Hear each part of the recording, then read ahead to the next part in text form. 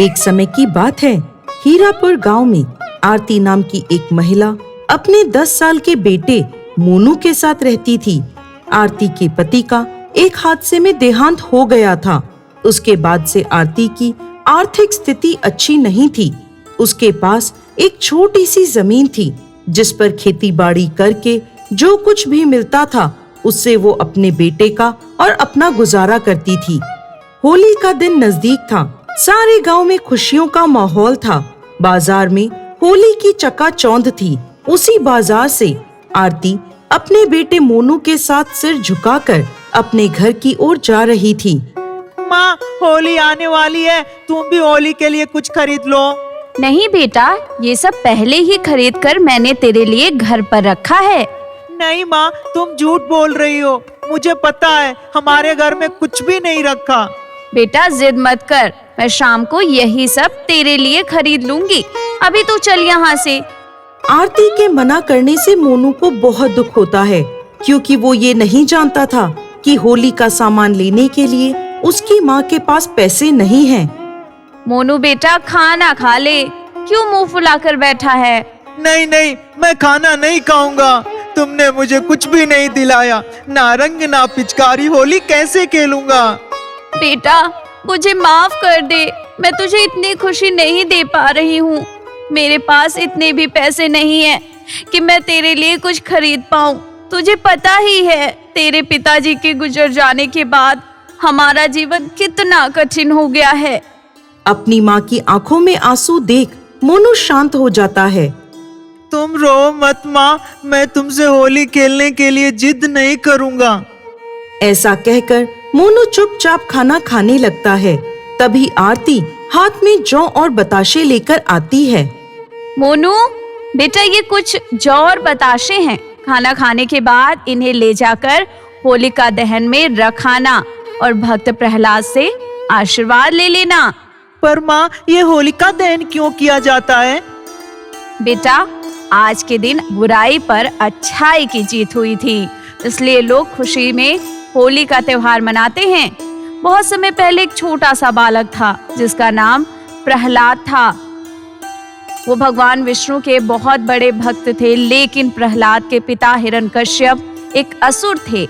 वो नहीं चाहते थे कि कोई भी भगवान विष्णु की पूजा करे, इसलिए वो अपने बेटे प्रहलाद को भी पसंद नहीं करते थे और उन्हें जान से मारने का काफी प्रयास करते थे।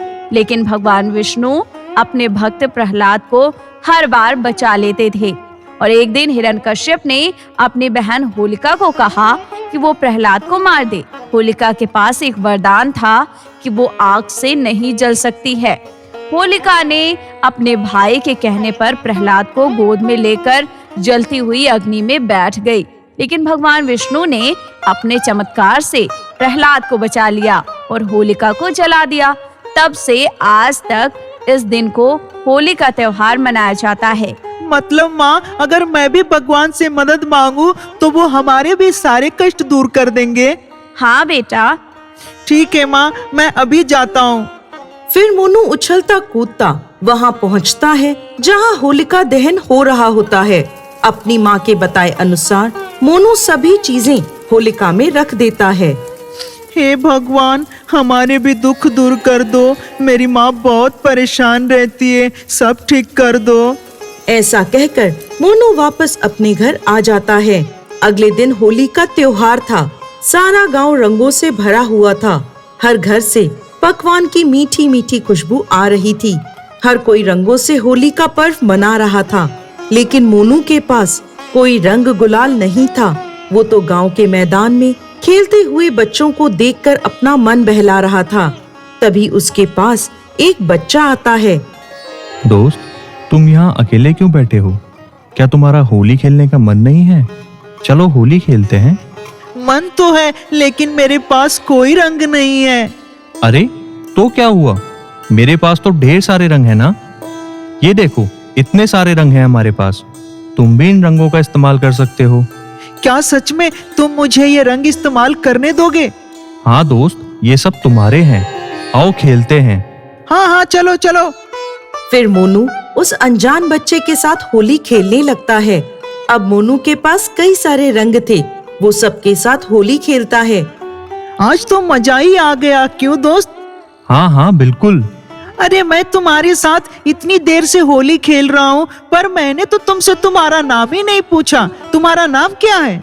मेरा नाम प्रहलाद है। और मेरा नाम मोनू है। प्रहलाद, तुम्हें भूख लगी है? तुम मेरे घर चलो, मेरी माँ ने पकवान बनाए होंगे, हम दोनों मिलके उसे खाएंगे। ठीक है, चलो। मोनू प्रहलाद को अपने साथ लेकर अपने घर आ जाता है। माँ, मैं आ गया। अरे आ गया तू होली खेलकर। ये तेरे साथ कौन है? माँ, ये मेरा नया दोस्त प्रहलाद है। माँ, आज हम दोनों ने मिलकर खूब होली खेली है। इसने मुझे अपने रंग भी दिए खेलने के लिए। अच्छा, माँ, हमें अब बहुत भूख लगी है, हमारे लिए कुछ खाना ला दो। हाँ तुम दोनों बैठो, मैं अभी तुम्हारे लिए खाना ला रही हूँ। प्रहलाद और मोनू बैठ जाते हैं और आरती दोनों को पकवान परोसने लगती है। ये खाना तो बहुत स्वादिष्ट है। माँ, और ला दो ना, हमें और भूख लगी है। ठीक है, रुक जा, लाती हूँ। आरती रसोई घर में जाती है और देखती है कि सारे बर्तन खाली हो चुके हैं। आरती ने जो कुछ भी थोड़ा सा बनाया था, मोनू और प्रहलाद ने वो सभी खा लिया है। अब आरती सोच में पड़ जाती है। हे भगवान, अब क्या करूँ? सारे पकवान खत्म हो चुके हैं। बेटा, मेरे पास खाने को कुछ भी नहीं है। जो भी था वो सब खत्म हो गया है। अरे, मुझे तो अभी भी आपकी रसोई से गर्मा गर्म हलवा पूरी की खुशबू आ रही है।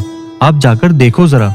आरती प्रहलाद की बात सुन दोबारा रसोई में जाती है तो देखती है कि उसकी रसोई के सारे बर्तन पकवानों से भरे हुए हैं। ये देखकर वो चौंक जाती है। अरे ये कैसा जादू है? ये सारे बर्तन अपने आप कैसे भर गए? चलो, जो भी हुआ अच्छा हुआ।